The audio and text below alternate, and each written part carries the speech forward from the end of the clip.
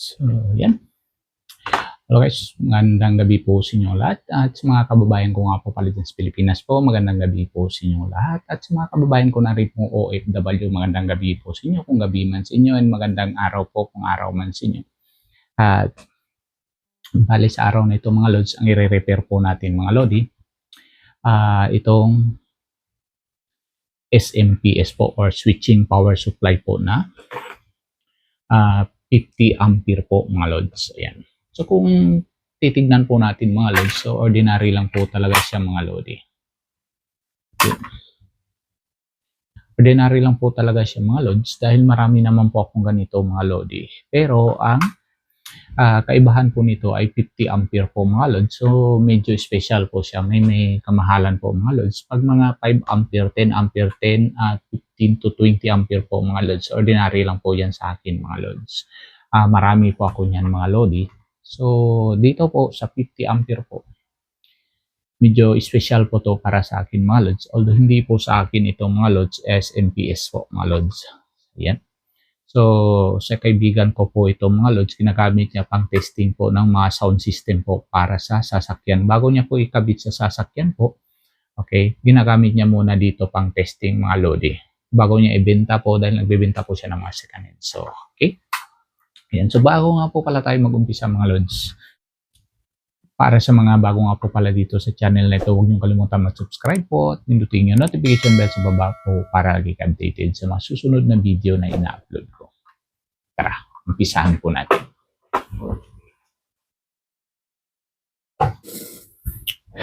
So, yan mga lods. Okay, so yan. Ito nga po pala mga lodi.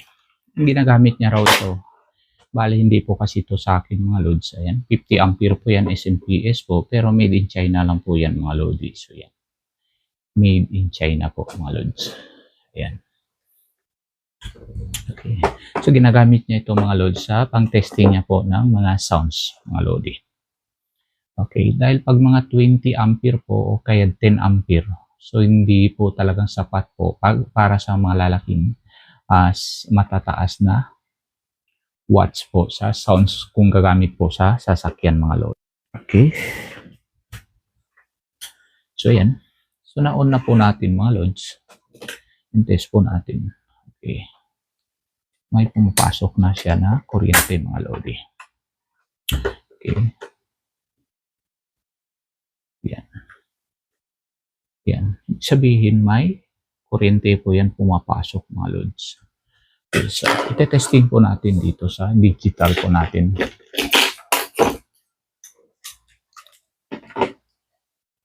Okay, set lang po natin sa auto mga lods. So yan. Yan ngayon. Dito po tayo sa red. Okay. So yan mga lods, ang nakukuha po natin ay 0 mga lodi. So yan, lahat po yan mga lods. Okay. Ito. Yan. Wala po talaga siya. Negative 0 po yan mga lodi. At balik-balik ta rin mo natin mga lods. So yan. I-check po natin dito mga lods. Ilagay po natin dito sa AC po yan mga lodi. Okay. Yan o. 231. AC po pumapasok mga lodi. So bali wala pong lumalabas mga lods. So yan.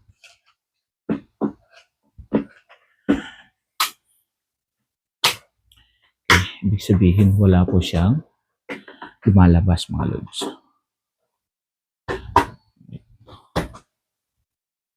Okay.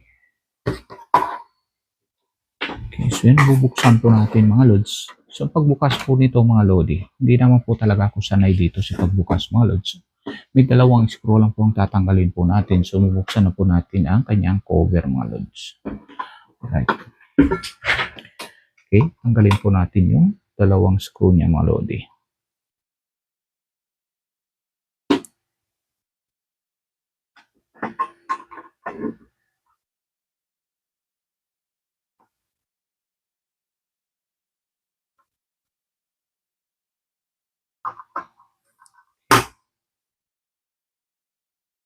Tapos, ayan. So may lock po siya dito mga lodi, and may lock po kabilaan mga lods. So ang gagawin po natin, slide lang po natin, ayan.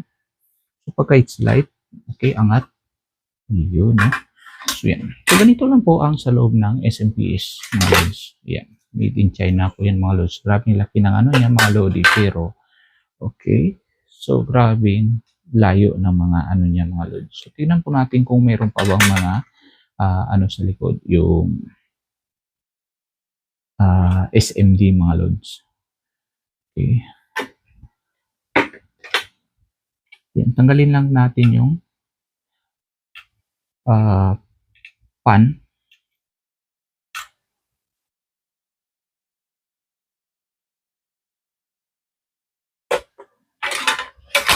Right, so yan. Check muna natin mga lodi. Ayan. So mas maganda nito mga lods, isaksak muli natin ng habang nakabukas po siya mga lodi.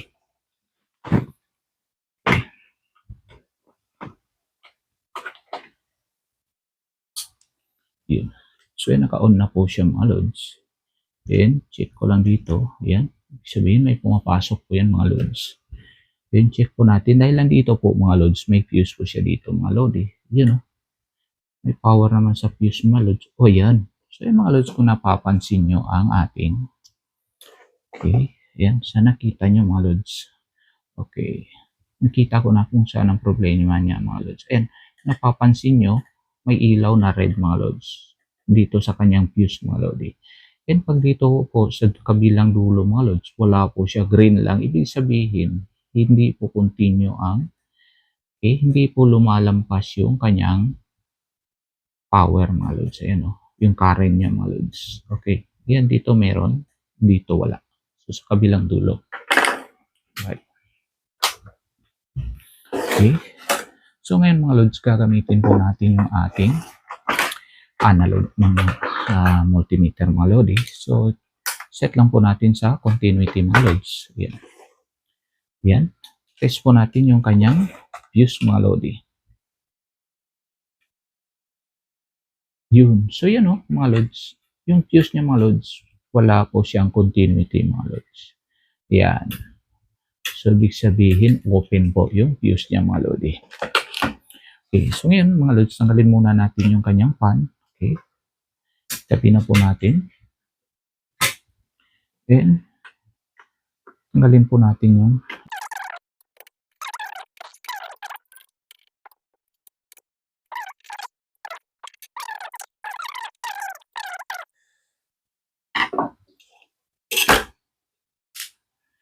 okay. Yeah.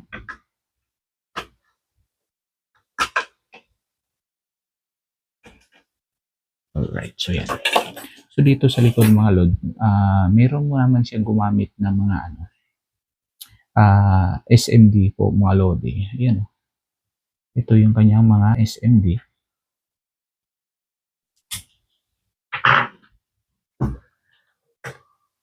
So yan mga lods, dahil wala po kasi tayong ano, hindi ko naman po kasi alam na fuse lang po ang kanyang sira mga lodi.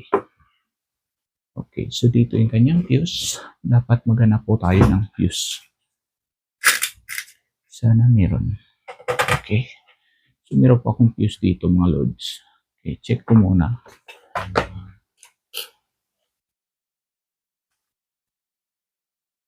Okay, kung okay ba itong fuse. Yun o. So bali may extra po tayong fuse nung nakaraan po na nag-repair po tayo ng power amplifier mga lodi. So ngayon, gagamitin po natin itong fuse. Okay, so may kalakihan nga lang mga lods. Pero di bali na po mga lodi.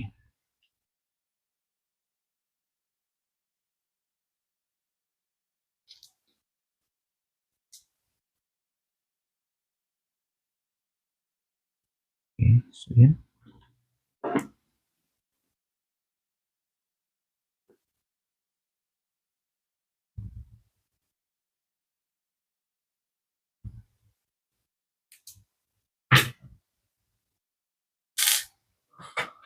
So yan. Tatanggalin na po natin mga lods yung kanyang fuse.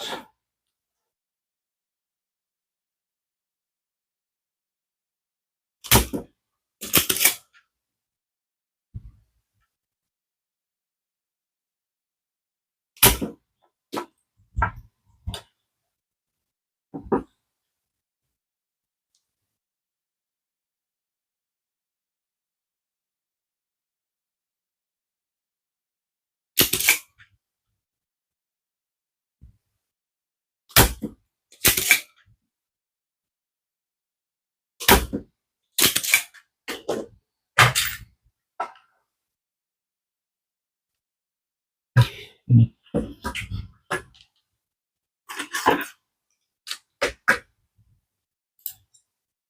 Yun. So yun, mga lods, ito na po yung kanyang fuse mga lodi. And check ko muna mga lods kung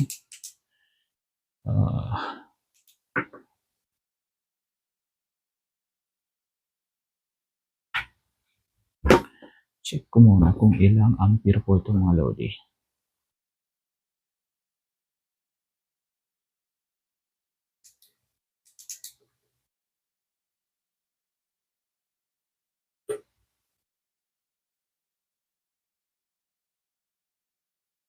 Ayan, 10A ang kanyang fuse mga lods. And check po natin yung ating fuse na kanina.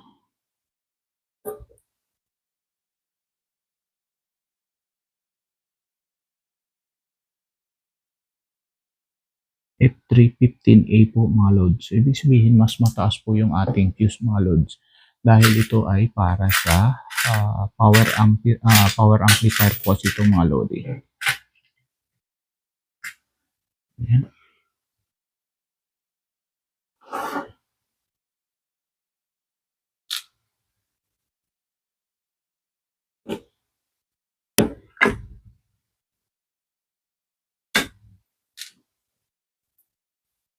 Okay, so dahil yung fuse po natin mga lods may kalakihan mga lodis. So mag-i-improvise po tayo ng paa niya dito mga lods.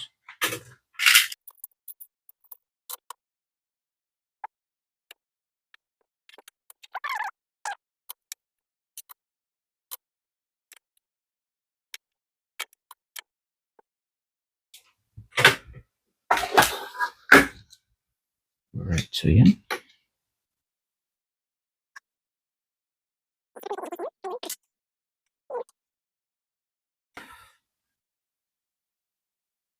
Then yan mga lods, lagyan po natin ng lead yung ating fuse.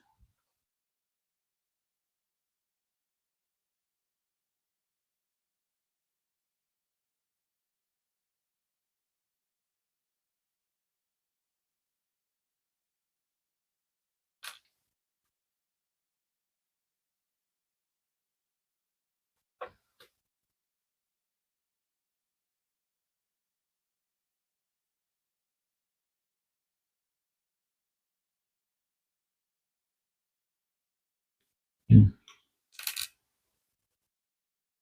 So yun mga lods, nalagyan po natin ng lead yung ating fuse and ito naman yung kanyang wire mga lodi yung ilalagyan po natin.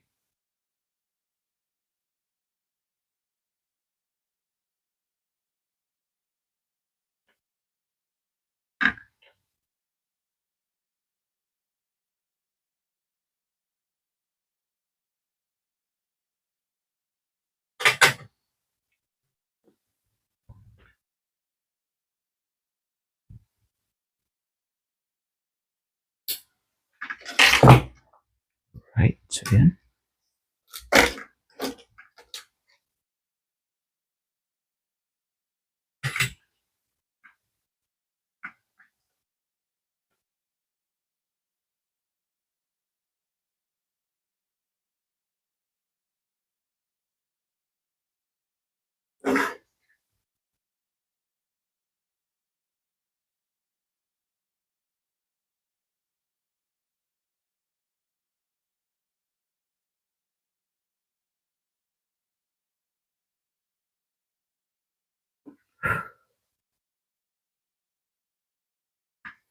Right, so yan.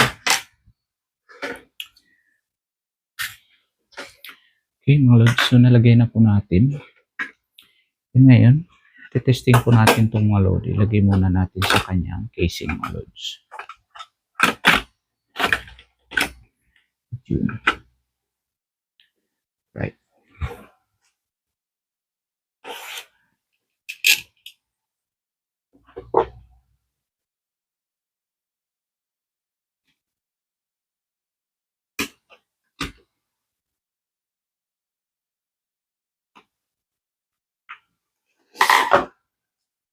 Okay.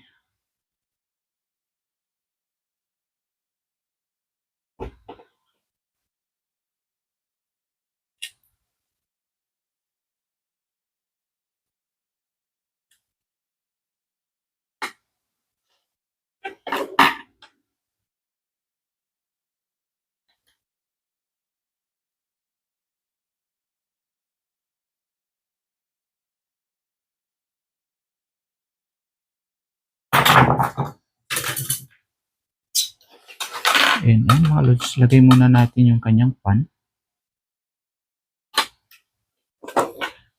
So, yung iba, itabi muna natin mga lodi. Ay. So, yung kanyang wire mga lods. Okay. So, bali, tanggalin ko lang itong mga wire niya dahil parang sagabal po talaga itong mga lodi dito.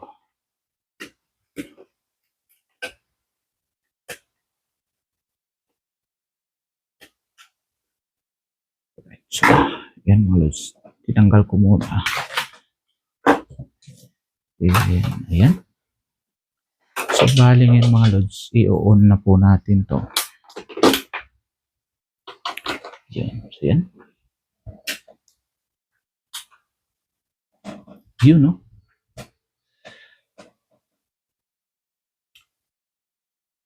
Alright. So, yung mga lods, bali, umilaw na po yung kanyang power po na green mga lods. And yung kanyang pan mga lods, gumagana na mga lodi. Ngayon, itetest po natin yung kanyang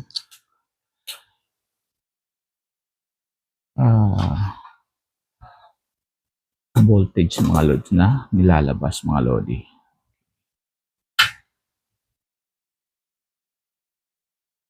Ibig sabihin yung kanyang mga lodi dito. 1, 2, 3. So, 1, 2, 3. So, tatlong output po ng ng 12 volts po mga lods. So itong tatlong screw mga lodi po lahat po ay positive and ito ay negative mga lodi. Alright, so yan. So ngayon itetest po natin mga lodi kung ilan yung nalalabas niya mga lods. Yan. Okay. Yan, 11.11 po mga lods. Okay, baliktad po siya, negative. So, ibig sabihin, ito po yung okay, positive po yung sa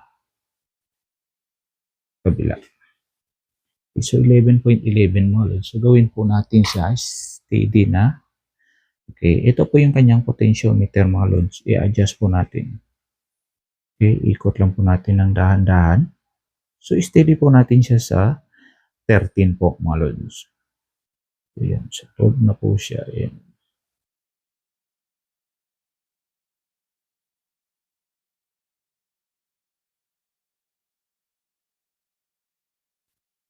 Okay, so yan, goods na po yan mga lods. So yan, 13 mga lods. Okay. So ngayon, lahat po yan, pare-parehas yan mga lods. Ito. Alright. Okay.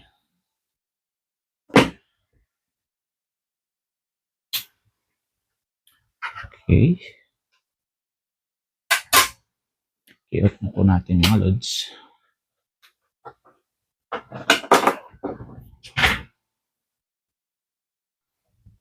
So yan. So yun lang mga lods. Bali, natapos na po natin i-repair yung ating switching power supply mga lods or SMPS po. Okay. Okay, at na-set na po natin dahil ang kanyang ginagamit niya pala mga lods 11 volt lang po mga lods. So ngayon sinet na po natin sa 13 volts na po mga lods. So ayan, medyo na swerte lang po tayo ngayon mga lodi dahil fuse lang po ang kanyang sira. Karamihan po kasi sa mga ganitong mga lods, hindi po sa lahat mga lods na fuse lang palagi ang nasisira. Minsan po kasi mga lodi, nasisira ang fuse, may sumasama po ang ibang pyesa po mga lods. Minsan transistor, okay, minsan may IC kung may IC po mga lods o kaya may capacitor mga lods. Okay.